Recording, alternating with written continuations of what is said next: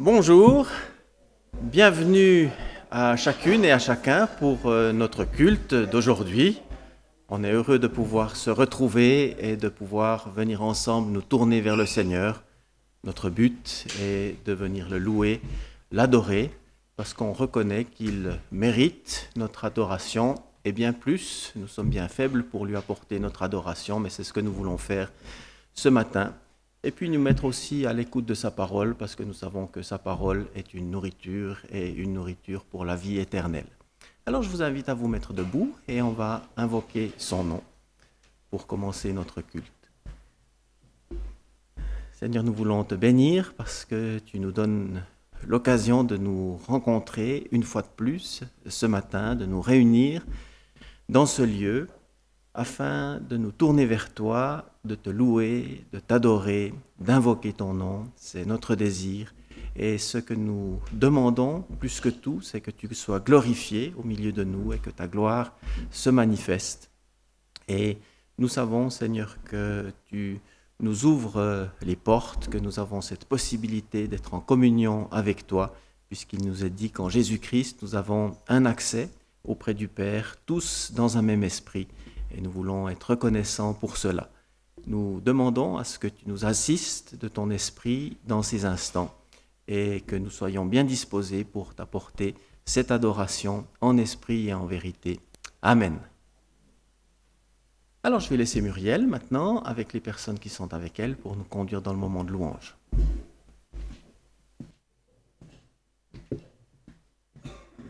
Bonjour à tous, soyez les bienvenus. Est-ce que vous savez quel jour on est aujourd'hui? Alors, je l'ai entendu. En réalité, son vrai nom, c'est le dimanche d'action de grâce, de pénitence et de prière pour toute la Confédération suisse. C'est en fait le nom officiel du jeûne fédéral, qui a été décrété il y a un peu plus que 4 siècles maintenant. Et est-ce que vous savez, au XVIIe siècle, combien la population mondiale était à peu près? Combien est-ce qu'on est maintenant? Un peu plus de 8 milliards, exactement. Mais il y a encore 4 siècles, on était un peu plus qu'un demi-milliard. C'est à peu près ce que les historiens ont estimé. Et puis, est-ce que vous savez combien de pandémies mondiales il y avait à peu près par siècle? Ben, en fait, entre le 16 et le 18e, on était plutôt entre 6 et 7. Donc 6 à 7 fois la pandémie de peste qui a fait le tour du monde. Est-ce que vous savez combien elle a décimé de ces 1 demi-milliard? En gros, exactement, entre 25 et 50%. Et est-ce que vous savez, en 1619, quel pays était le plus touché? Alors, c'était l'Italie et les régions alpines, dont la Suisse et la France. Et il faut savoir qu'en fait, c'est suite à ça que nos ancêtres ont décrété qu'il fallait qu'on revienne au Seigneur. Et ça a été d'abord une partie des protestants, mais très vite les catholiques ont suivi. Et puis chacun faisait un peu un dimanche dans son coin. Et puis à un moment donné, on a dit, il faut qu'on fasse tous le même dimanche. Et ben, c'est comme ça que, en 1832, enfin, tous les cantons se seront mis d'accord de faire le 3e dimanche du mois de septembre. Et je me suis dit, ben, pour nous ce matin, on allait prendre ce moment de louange pour nous souvenir déjà de tout ce que Dieu a fait dans nos vies, mais aussi dans la vie de nos ancêtres, de notre pays, que vous soyez nés ici, que vous ayez trouvé refuge chez nous, et puis aussi qu'on appelle à la prière pour revenir à Dieu. Je me souvenais que le prophète Jonas, il n'avait pas envie d'aller à Ninive parce qu'il était sûr que Ninive était perdue à tout jamais. Mais Dieu avait un autre projet, et il sauvera pour 4 générations, c'est-à-dire un peu plus de 120 ans. Alors moi, j'aimerais bien que mon pays appartienne de nouveau à Dieu pour un peu plus d'1 siècle, et je crois que c'est possible. Donc ce matin, on va chanter des chants qui vont dans le sens de prier pour notre pays et on prendra aussi un temps de prière pour cela. Alors merci beaucoup à Muriel et aux personnes qui étaient avec elle. J'aimerais vous inviter ce matin à lire quelques versets qui se trouvent dans la deuxième épître à Timothée, au chapitre 1er, et je lirai les 12 premiers versets. Timothée 2, chapitre 1, les versets 1 à 12. Paul, apôtre de Jésus-Christ, par la volonté de Dieu, selon la promesse de la vie qui est en Jésus-Christ, à Timothée, mon enfant bien-aimé, grâce, miséricorde et paix de la part de Dieu le Père et de Jésus-Christ notre Seigneur.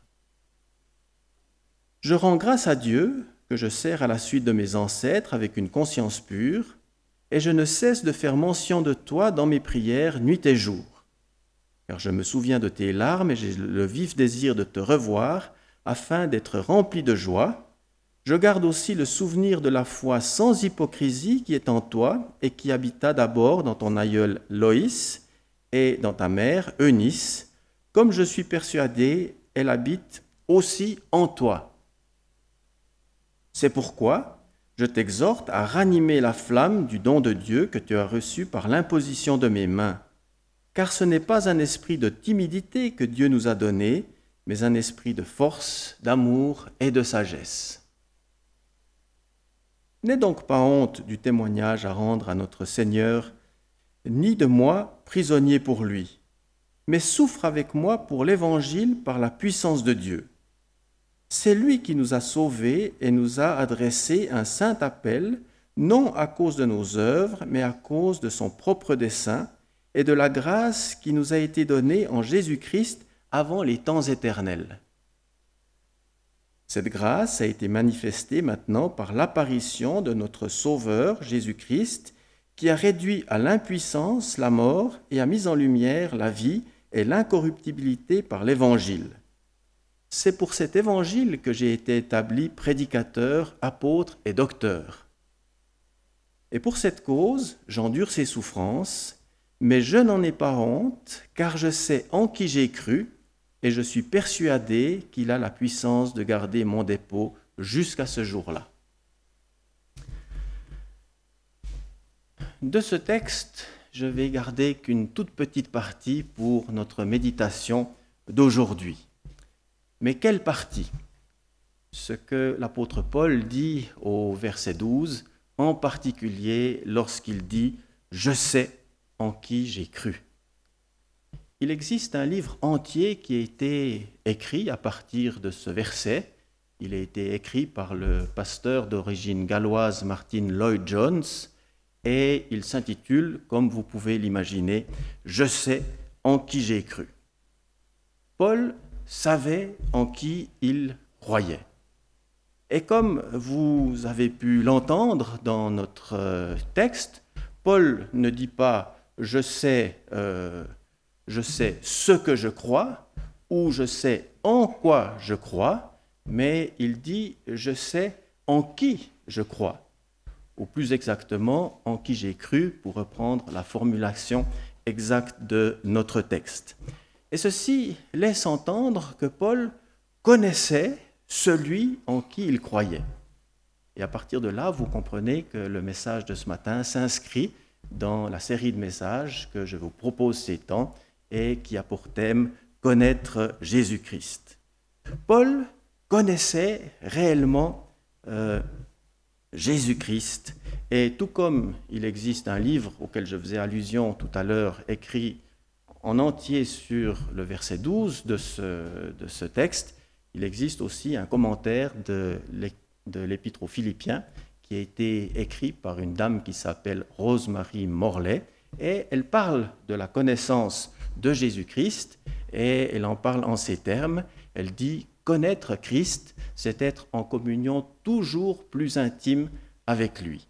C'est avoir le Christ vivant en soi, vivant d'une certaine manière à la place de soi. » Et c'est de cette manière-là que l'apôtre Paul connaissait Jésus-Christ.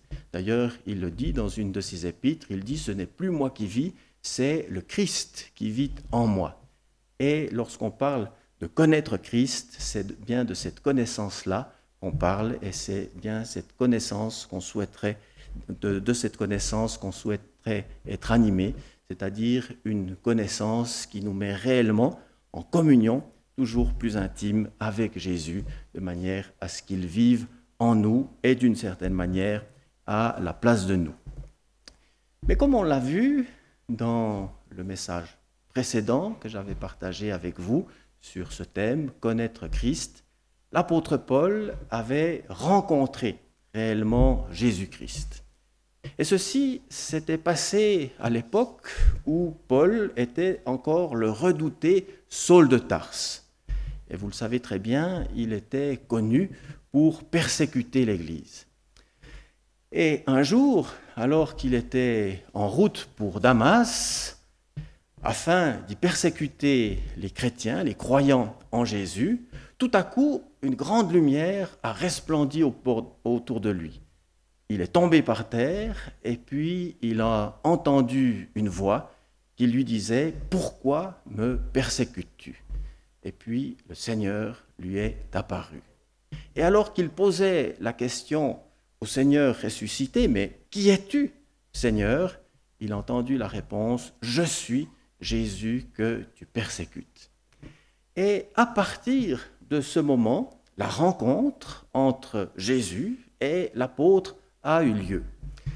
Mais est-ce qu'on peut dire qu'à partir à ce stade-là, Paul connaissait le Seigneur? D'une certaine manière, on est d'accord, ça faisait partie du processus, mais est-ce qu'on pourrait dire qu'à partir de cette rencontre, Paul connaissait réellement le Seigneur? Pour y répondre, essayons d'imaginer que les choses se soient passées un peu différemment.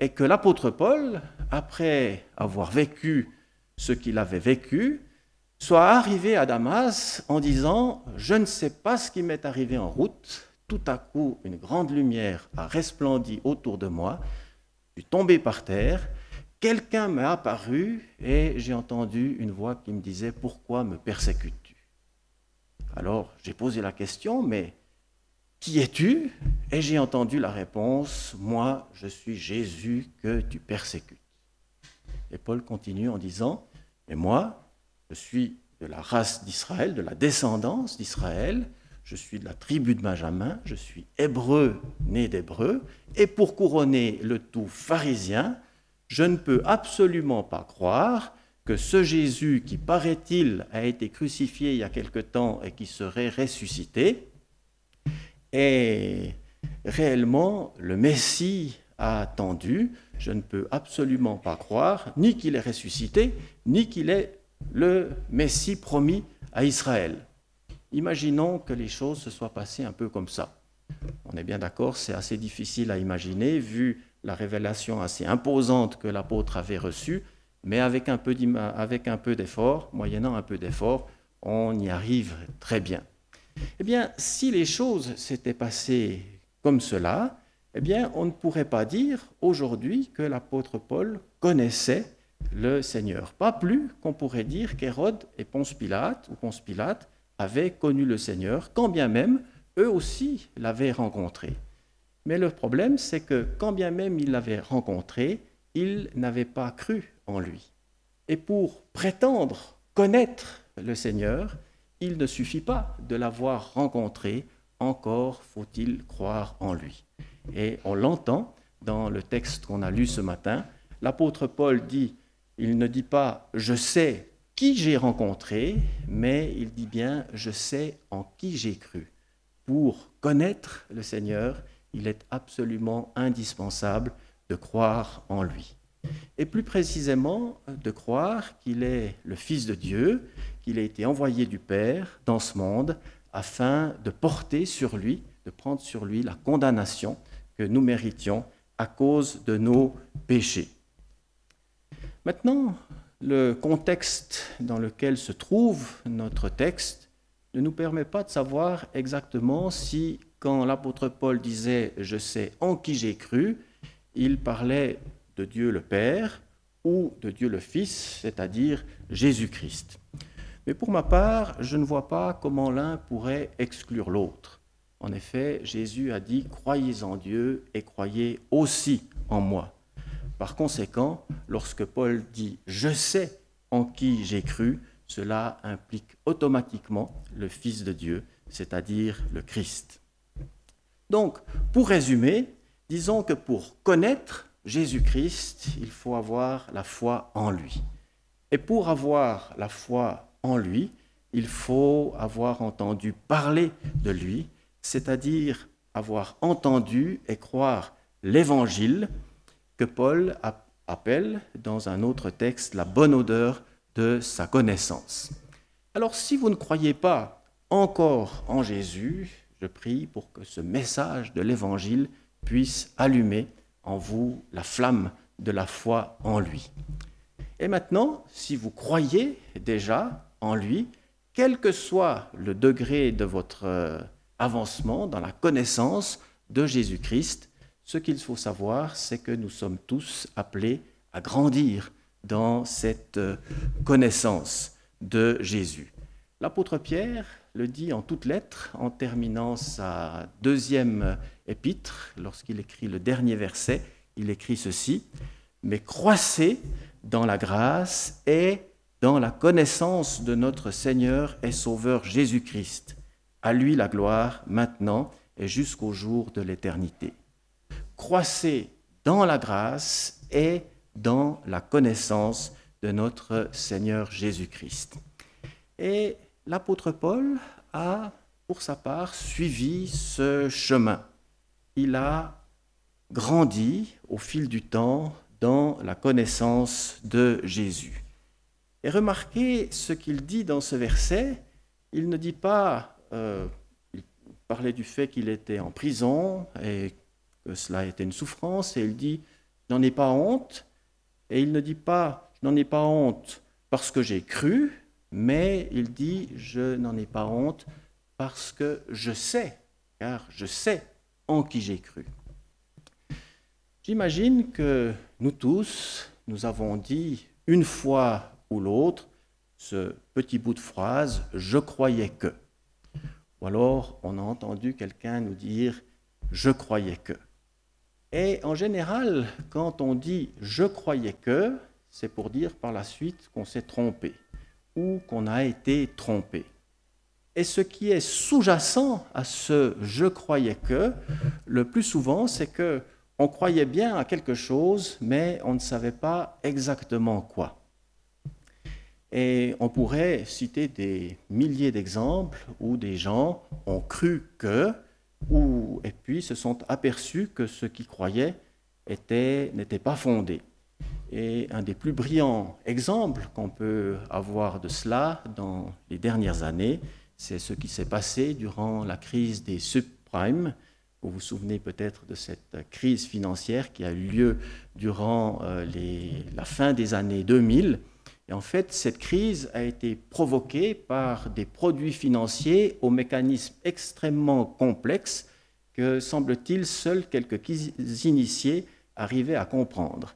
Et encore.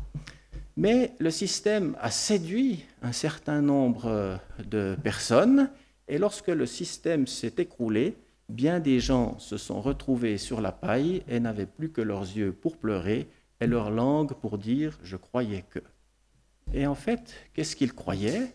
Eh bien, ils croyaient que ce dans quoi ils avaient investi ou ce dont ils avaient profité allait leur permettre de s'enrichir ou d'acquérir ou de prospérer matériellement.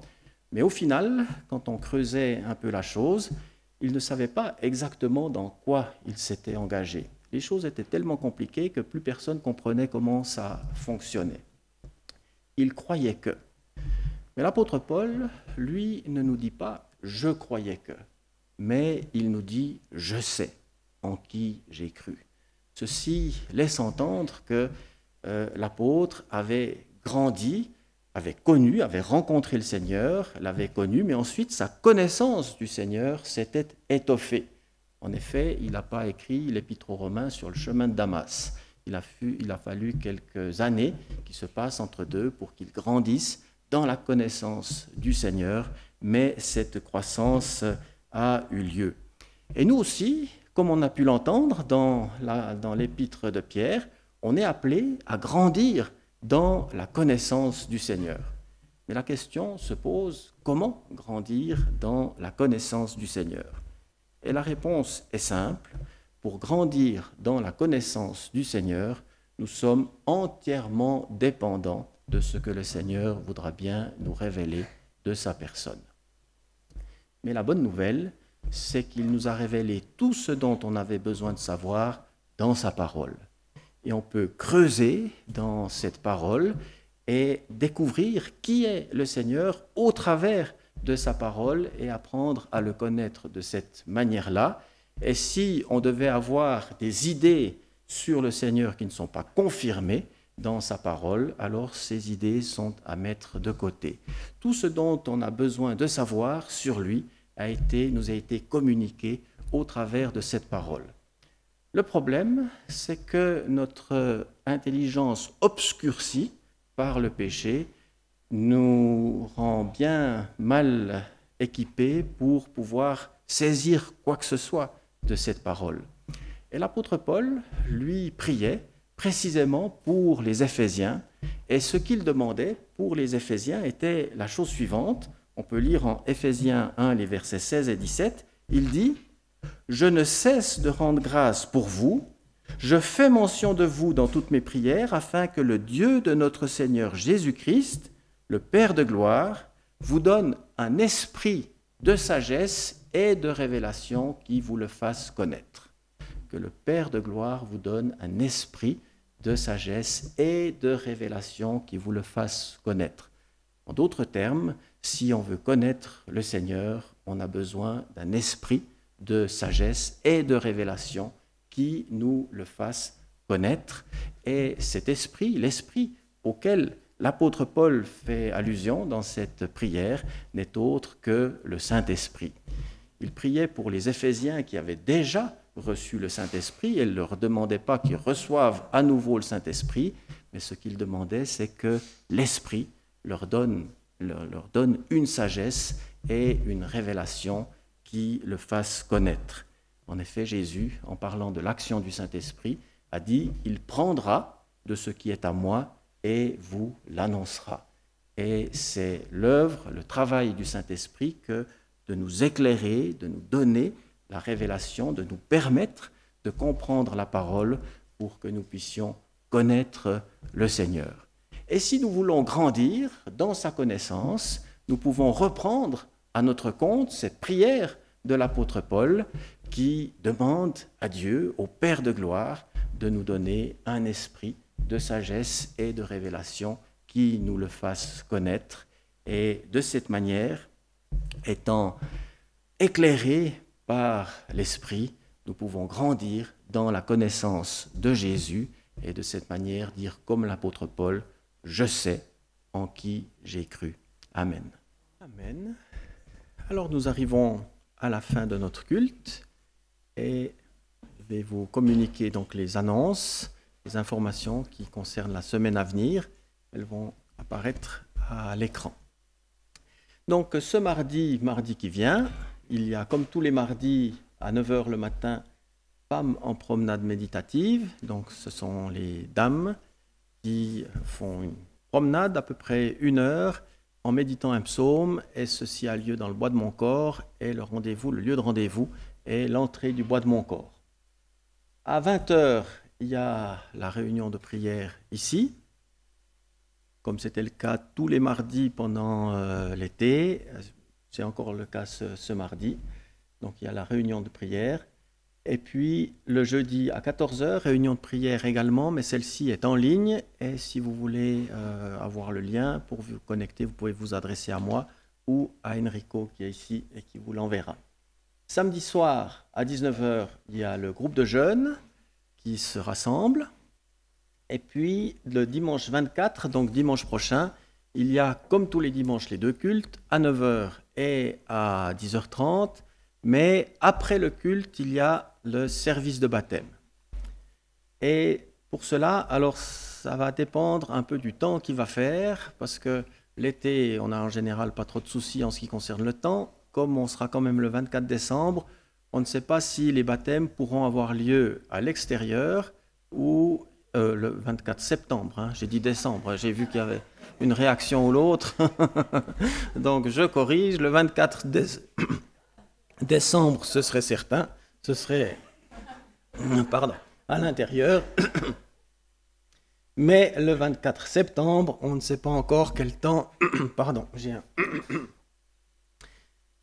Le 24 septembre, on ne sait pas encore le temps qu'il va faire, donc il y a deux possibilités. Soit ça sera comme on fait d'habitude, c'est-à-dire on partira à Haute-Rive, et puis il y aura les baptêmes, et ensuite toutes les personnes qui seront là auront pris leur pique-nique, j'imagine.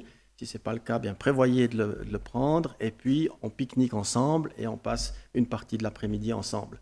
Maintenant, si les conditions atmosphériques ne le permettent pas, alors on va faire autrement, on va avoir nos deux cultes, et puis ensuite on fera notre petite agape ici à l'intérieur, c'est-à-dire vous prenez votre pique-nique, et puis on mangera ici à l'intérieur, et ensuite on partira à l'église adventiste, c'est chez eux ont un baptistère, et nous mettent à disposition leurs locaux quand on leur demande pour cette occasion, donc on ira à l'église adventiste, et c'est là qu'auront lieu donc les baptêmes. Dans le courant de l'après-midi, j'imagine 14h, 14h30. Voilà. Et puis, sinon, je vous rends déjà attentif que de la première semaine d'octobre, du 2 au 6 octobre, on aura notre semaine de jeûne habituelle, comme on l'a maintenant toutes les années, à la différence que cette année-là, on aura durant les 3 premiers jours un orateur, c'est-à-dire qu'il viendra le soir. Il s'agit de Walter Zanzen et il apportera des messages sur le thème du renouvellement dans le Saint-Esprit, de l'importance d'être revêtu de la puissance du Saint-Esprit. Ça ira dans cette direction-là et je pense que ça sera très utile et très bien pour chacune et chacun d'entre nous. Et puis, que vous puissiez aussi réserver déjà la date du 5 novembre parce que c'est là qu'aura lieu donc notre fête des moissons. Voilà, j'espère que vous avez tout bien retenu. Si jamais vous pouvez vous adresser à moi en cas de questions. Je vous invite à vous mettre debout et puis on va terminer le culte. Seigneur, nous voulons te bénir parce que tu as été avec nous, tu seras avec nous et tu demeures en chaque instant avec chacune, avec chacun d'entre nous. Et nous demandons, Seigneur, à ce que tu nous accompagnes et que ta grâce et ta paix puissent accompagner maintenant chacune, chacun, par Jésus-Christ notre Seigneur. Amen.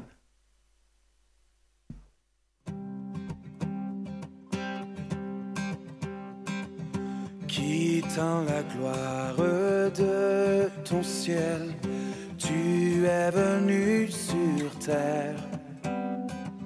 Fils aimé du Dieu éternel, tes bras tu as ouverts. Ta grâce a bouleversé le cours de notre humanité. Nous crions ensemble, victoire, Christ est la lumière du monde. Que sa gloire couvre la terre, puissance infinie qui libère. Son nom est saint, il est saint, il est saint. Nous les fils et les filles du roi entonnons chaque jour un hymne de gloire et de joie, célébrant son amour. Les nations de la terre s'inclineront devant le Père, chanteront ensemble victoire. Christ est la lumière du monde, que sa gloire couvre la terre, puissance infinie.